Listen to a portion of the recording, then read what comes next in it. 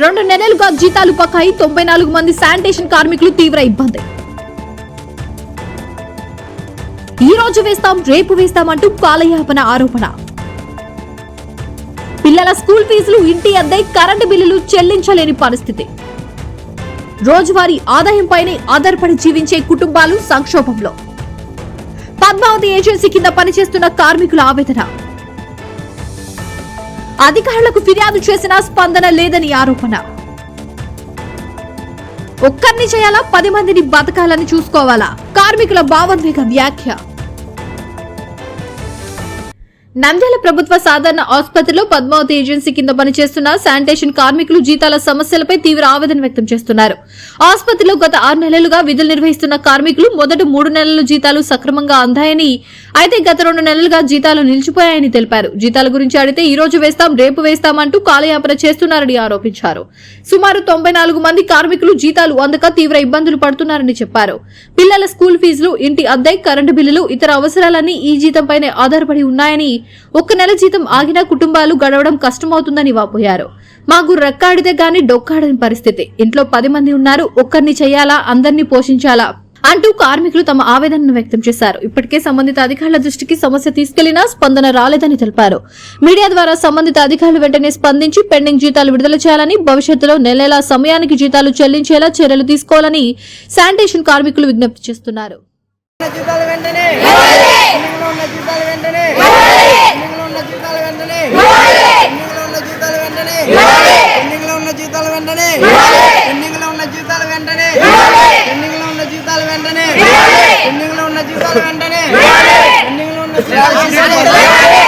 నా పేరు కిరణ్ బాబు.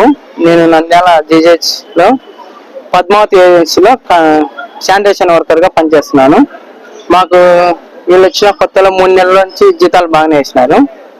గత 2 నెలల్లో ఏమైందో మాకు తెలియదు. జీతాలు అడుగుతుంటే ఈరోజు వేస్తాం రేపు వేస్తామని చెప్తున్నారు. వచ్చేసి మాకు రక్కాడితే కానీ డొక్కాడని పరిస్థితి.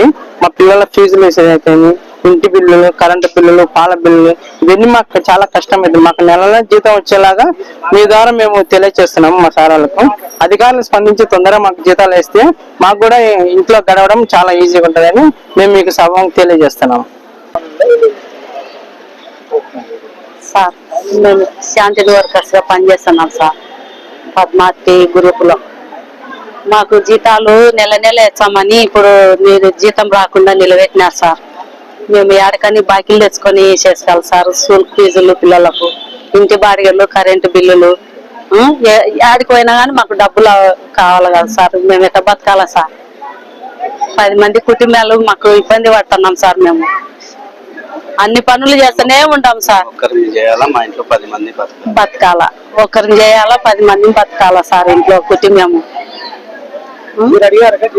అడిగినాం సార్. మేము ఇచ్చాంలేమ్మా, వేస్తాంలేమ్మా, రేపు ఇచ్చాం, వచ్చే వారం, ఈ రోజు రేపు అని 94 మంది ఉంటాం సార్.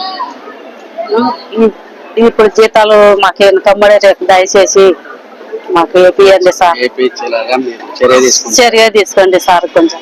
నమస్కారం అన్న మీడియా మిత్రులకి. మేము Nandyal GGH hospital Padmavathi agency కింద శానిటేషన్ వర్కర్స్ గా గత 6 నెలలుగా చేస్తున్నాము.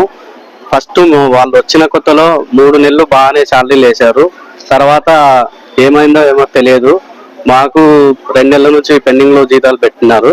అడుగుతుంటే ఈ రోజు రేపు అని కాలయాపన చేస్తున్నారు.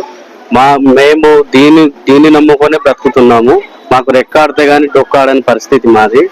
మా పిల్లల స్కూల్ ఫీజులు, చదువులు, మాకు ఇంటి బాడిగలు, కరెంటు బిల్లులు అన్ని దీనిపైన ఆధారపడి బ్రతుకుతున్నాము. మాకు 1 నెల జీతాలు ఆపినా కూడా మేము బ్రతికే పరిస్థితి లేదు. మేము అధికారుల దృష్టికి తీసుకెళ్ళినా, మా ఇన్ఛార్జి గారి దృష్టికి తీసుకెళ్ళినా మాకు ఎవరు స్పందించడం లేదు. దయచేసి మీడియా ముఖంగా మేము మా జీతాలు మాకు న్యాయంగా ఇచ్చేయాలని కోరుకుంటున్నాము. అంతే.